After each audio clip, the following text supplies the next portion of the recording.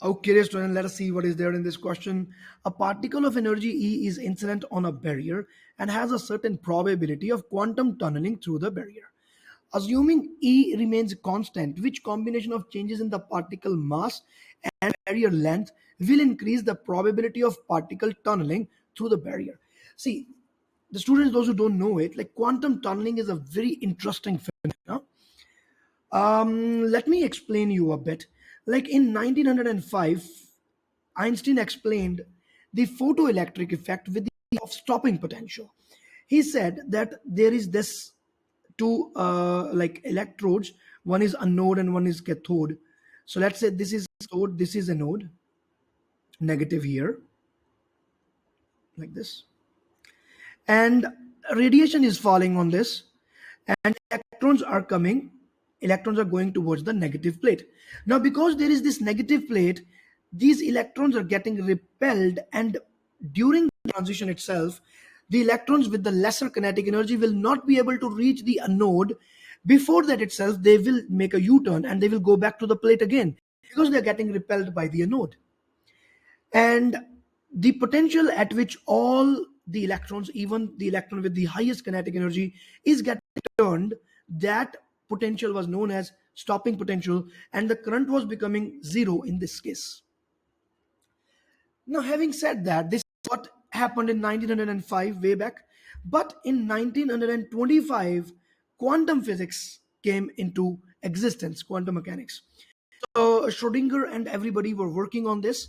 So they came up with a concept which is known as quantum tunneling. And this quantum tunneling is that you treat this electron not as a particle, like Einstein was treating electron as a particle. But if you treat electron as a wave, according to the Schrodinger's wave equation, which was given in 1925, and you work out the probability of finding the electron in a space, formula was given by Max Born. It was found that the probability of finding an electron here after the electrode, like seemingly it is zero. What is the probability of finding electron there? Zero, isn't it? Because meanwhile there is an electron inside electrode, and so the electrons will be coming, they will be striking with the electrode, or they would be getting returned it. So actually the probability of finding an electron at this point is zero. But in the quantum tunneling and in the quantum physics, this probability was not out to be zero. Now that is really ironic. This is like, that is why they say that quantum physics, if you are still not surprised with quantum physics, you have not learned it yet. So this is what we say for the quantum physics. So quantum physics, or you call it quantum mechanics, by the way, both of them, like, they are surprising. Like, that is a surprising physics, that is a shocking physics. It gives you some new concepts which you have never learned earlier. And quantum tunnel is one of those things which even scientists were, they could not imagine. You can clearly see even Einstein never imagined that electron would be able to pass through it. But it was later found that somehow the electron is passing. And it is not that only mathematically we are seeing that the probability is not zero, but there is no electron that is found. Actually, there are some phenomena in which even the electron is caught there. Like, we see that indeed the electron is there. And quantum tunneling effect is used in quantum computing and all many other phenomena that we use in today's world. We are actually using the concept of quantum tunneling. So we can clearly say that yes, electron is indeed going out there, probability is not zero there, and we are indeed finding electron at that point. Now this is called the potential barrier.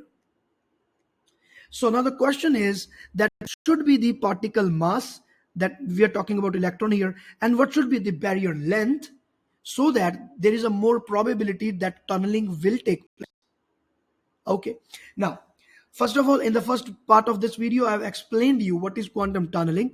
Now let me go into the next part of this. Bigger is the length, like bigger is the barrier, lesser will be the probability of electron passing through it, because wave nature is having this kind of an feature, like the probability of finding electron reduce with respect to x. So you can't keep on increasing the length. So more is the length, lesser will be the probability. Now it says that which combination will increase the probability. So barrier length should decrease. Lesser is the barrier length, more is the probability that electron will be able to tunnel, will be able to pass through it, even if there is earlier the probability was zero, even then. So this is decreasing. What about the particle mass now? How to relate mass here? To relate mass with the wavelength. Yes, we can do that with the help of de Broglie wavelength or the matter wave wavelength. It is given by h divided by the momentum p, which is m into v, where m is the mass of the particle, v is the velocity of the particle with which the particle is moving. So we need to have a wavelength which is bigger, because if the smaller is the wavelength, it means the probability will become zero even according to the wave function very soon. So we want to have a bigger wavelength. So wavelength should be bigger, like instead of, like, if this is the wave, it should go like this.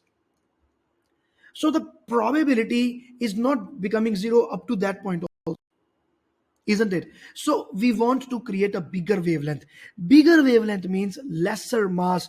It means that the particle mass should decrease, because we want wavelength to be bigger, and hence A will be the correct answer.